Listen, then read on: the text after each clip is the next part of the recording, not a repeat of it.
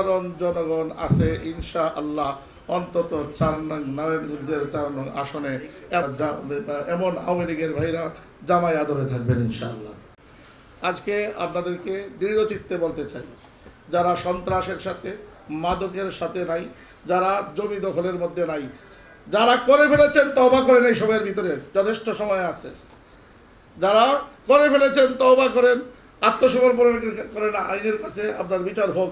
কিন্তু যারা সাধারণ জনগণ আওয়ামী লীগ করতেন কিন্তু কারো জমি দখল করে নাই, কারো বাড়ি দখল করে নাই, রাজনৈতিকভাবে আওয়ামী লীগ করতেন কিন্তু ছিনতাইয়ের মধ্যে নাই, ঘুমের মধ্যে নাই, কোথাও চাঁদাবাজির মধ্যে নাই, মাদক ব্যবসার মধ্যে নাই, মাদকের সয়লাভ হোক, মাদক আমদানি হোক, এই ধরনের কোনো কাজকর্ম তিনি করেন না।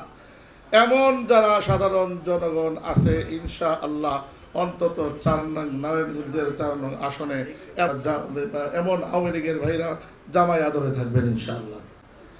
আপনি যদি সমাজের বিরুদ্ধে দাঁড়িয়ে থাকেন তার বিচার হবে।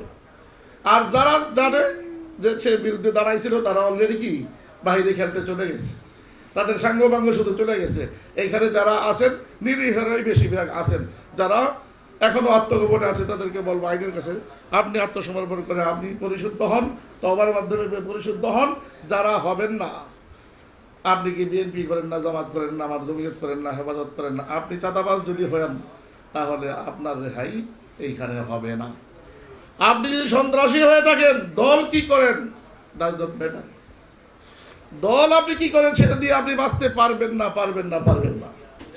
এই জন্য সুন্দর একটি সমাজ গড়ার জন্য, সুন্দর একটি দেশ গড়ার জন্য যেই কাজগুলো, যেই সিফতগুলো, যেই গুণগুলো আমাদের মধ্যে লাগবে সেই গুণগুলো জাগিয়ে তুলতে পারেন, সেই পারেন। মনির কাসিমি এইখানে দুর্নীতি করার সম্ভাবনা আছে, চোখ খোলা রাখেন, চোখ খোলা রাখেন। প্রত্যেকের 2টা চোখ আছে, আপনার কাছে কি 3য় চোখটাও আছে, ক্যামেরাটাও আছে। সত্য সার্বক্ষণিকভাবে আমার দিকে রাখেন, আমাকে ওয়াচে রাখেন, যেন আমি কোনো দুর্নীতি করতে না পারি, করলে যেন সে জনগণের সামনে আসে।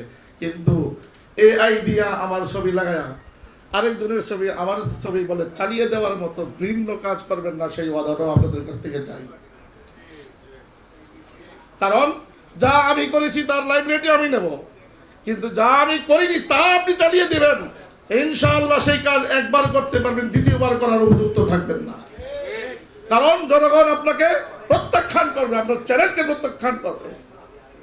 এই জন্য নিজের অস্তিত্ব নিয়ে সম্মান সহকারে যদি আমরা একসাথে থাকতে পারি তাহলে আপনার কাছে এই দাবিটা আমি করতেই পারি। আপনি সমাজের বিবেক, আপনি এই দেশের দর্পণ, আপনার মধ্যে মানুষ সমাজ দেখতে চায়।